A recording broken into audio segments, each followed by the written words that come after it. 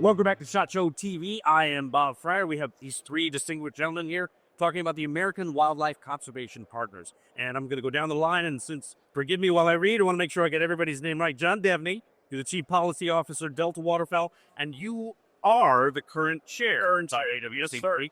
And Taylor Schmidt, Director of Federal Relations, Congressional Sportsman's Foundation.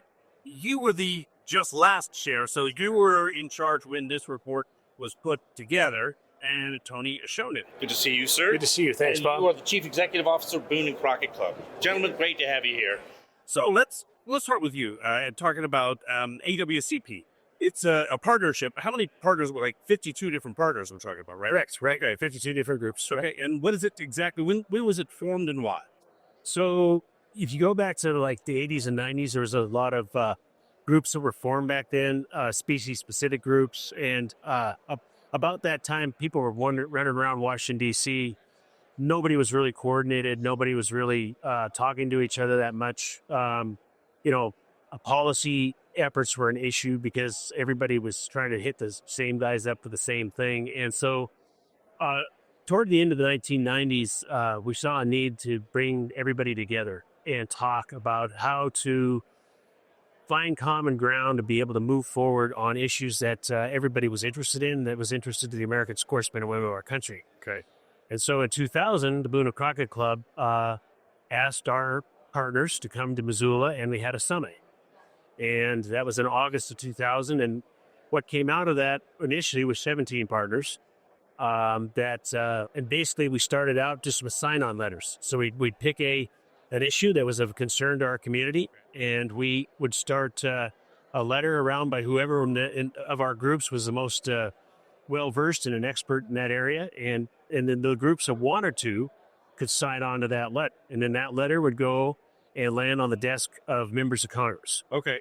Fast forward to today, as we said, there's 52 groups now representing 15 million votes. Okay. And so when that letter hits the desk of a member of our Congress or a member of our administration, senior level people, they know that they need to pay attention to it. And so because of the American Wildlife Partners, because of the quality of our groups involved and all the people, the American sportsmen and women really don't realize it, but they're more organized than they've ever been. Okay.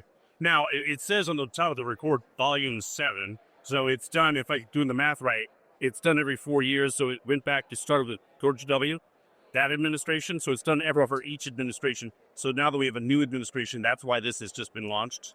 Correct. Put out. Okay. Now this is the cover sheet.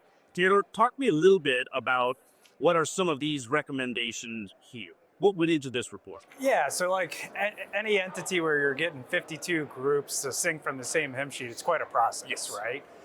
But what's important to recognize with W21 is that it's a consensus document. It's not, importantly, it can't be everything to everyone, right? But these are our top priorities as a community. That's what we're going to put forward.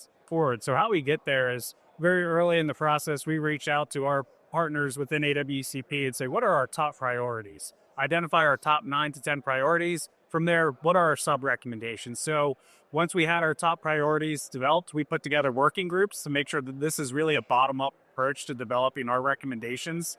AWCP truly is a partnership. It is not a top-down, heavy-handed approach. Every single member is contributing and developing in a meaningful fashion to produce W21.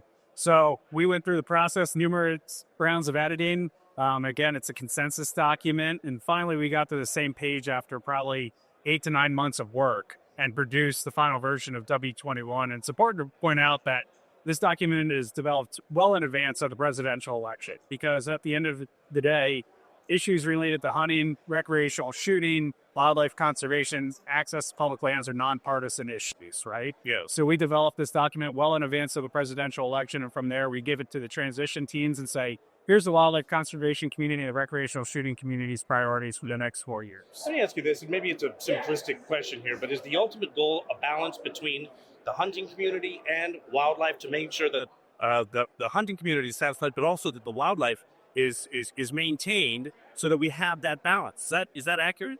I would say it's accurate, but I'd also draw a little important note there that these things go hand in glove together. Sure. Without hunting, you don't have good, healthy wildlife populations, and vice versa. Without good wildlife populations, you don't have hunting. Okay. So it's important to point out that these things are tied at the hip, and really thanks to the contributions of many of the folks here at SHOT Show, through the Pittman-Robertson Act and the excise taxes on firearms, ammunition, archery equipment, it funds the things that we care about as sportsmen and women, whether you're a hunter or recreational shooter.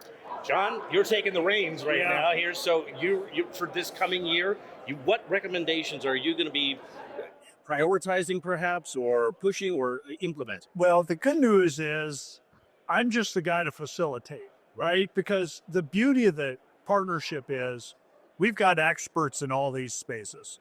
I'm not an expert on forestry. I'm a duck guy, right? But we have experts on forestry. We have expert on wildlife disease. We have experts on, recreational shooting. Sure. And so the key is, I think in my role, Taylor set us up to have W21 being a living, breathing, sort of purposeful document going forward. I think historically, AWCP did the burden and the toil to get to this document, and it was there.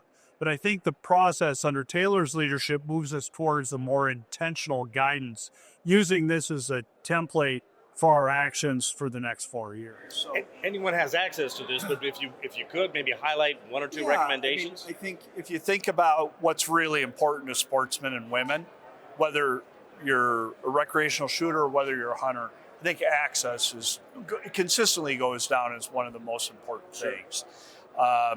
We need more shooting ranges on BLM and Forest Service lands, and there's been great opportunities provided by the Dingle Act that provide that opportunity.